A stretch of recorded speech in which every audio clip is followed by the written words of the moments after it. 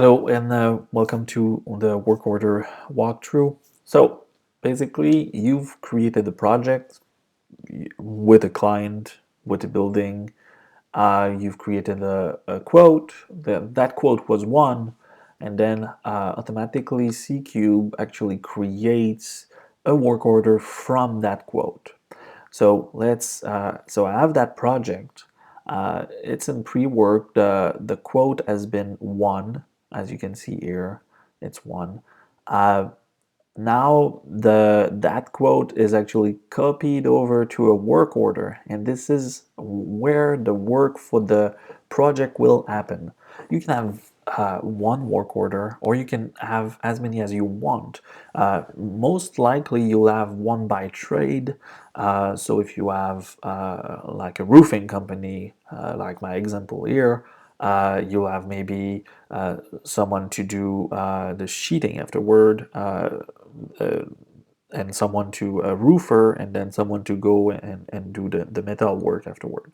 So you can have like two different work order for those, or you can put everything into the same one. But usually it's one per trade. So let's open that one, see what's inside, and I'll tell you what's copied over from the quote and what you need to work on afterward. So the work order here, you see it's always the same look and feel everywhere in the application. At the top here, you still have the work order numbers. You have the project where you can click to go back to what you want to the project. You have the client, and then you have some fields here I'll explain. So you have the manager of the work order, you have the assignee, or the employee or the supplier that's assigned to that work order. So the person that's assigned, this is the team lead that's going to do the work on that work order. So this is really important to understand that a work order is going to show up for a team lead only if it's assigned and there's an expected start date, as you can see here. So everything else is kind of you can fill that or not fill it. But if you want to let your team lead know that your foreman, your team lead, whatever you call it, know that they've been assigned to a work order, then you need to fill the assignee and the expected start date. So this is what the production schedule is actually doing. We'll talk about that in another video, but you can have a look here, and those are the two fields. So you have an expected duration here. This is coming from the quote directly. So we had 35 hours on the quote.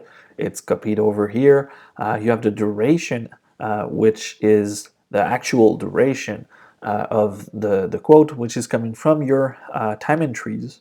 And you have the costs, which also are coming from your time entries and your materials entries and your daily reports. And you have the real start, which is the first time you actually do a daily report on your work order is when the work order is actually started. So you can all manage that from there. So you just click here, three dots, click edit, and you can change all those dates and stuff like that. Let's cancel that and move over to the activities. So activities is the same thing as everywhere in the application. You can click add notes, follow-ups, and tasks in there. No problem. It's always working the same way. And then you have your work description completely copied over from your quote. So if you have a quote and you're using Quick Work, this is really simple and gives you all the information to create quickly a quote, but also you can add stuff like a checklist in there. So here on the quick work that we use to create the quote, we add a checklist. The checklist is hidden for the quote and the estimator, but it's actually showing afterward when you actually do the work. And then you have a checklist here neatly done, and you can your team lead can go over and click whatever is completed. So it's kind of acting like a task, but it gives you a feel of what's been done on that project. So you can actually break down all those steps in there as checklist.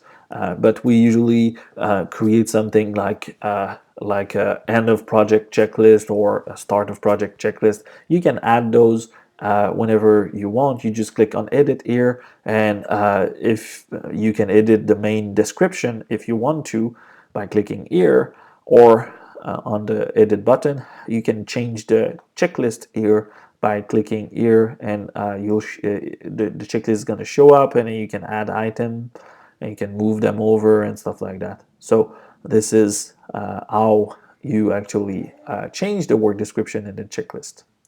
After that, you have all your daily reports. We have a special video only on daily reports and what it does and what what you should expect from that. But mainly, what it does is get from the job site the timesheets, and get from the job site the actual materials used.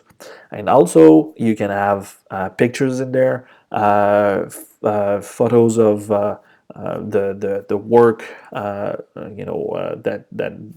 your team did that on that day.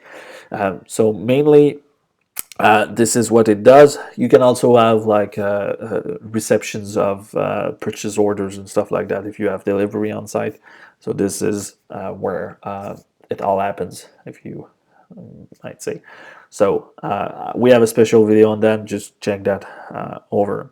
And then whenever you enter a timesheet on the daily report, it's going to show up here for your work order. And whenever you have all the materials that were on the quote is added in there, you can actually edit those. You can change the quantities. You can remove some materials. So maybe sometimes you did the quote in late September or something like that, but the client accept only on February or something like that, and it's not the same materials you're gonna put because of the temperature or something like that. So you can all change the materials in there and prepare all your work order. The materials you need for your work order correctly.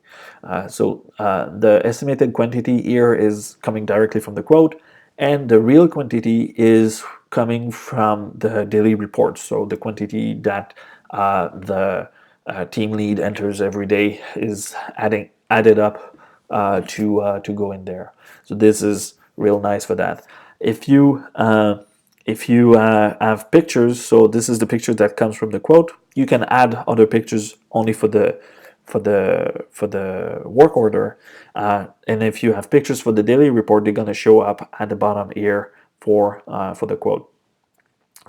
Sorry, for the daily reports, it's going to show up all of them in there.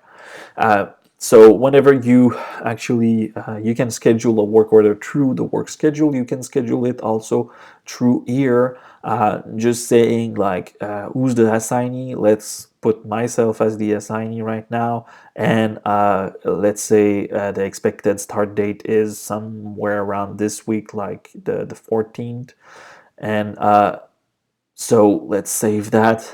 And now if I go back to my this week calendar on the dashboard, just by clicking on your icon at the top, you'll have like on the 14th of December, you'll have the work order that's been assigned there, and you can create your daily report. So this is what I was saying, that the thing you need to know is if for your team lead to to have that showing on the dashboard, they need to have to be assigned and have a start date in there.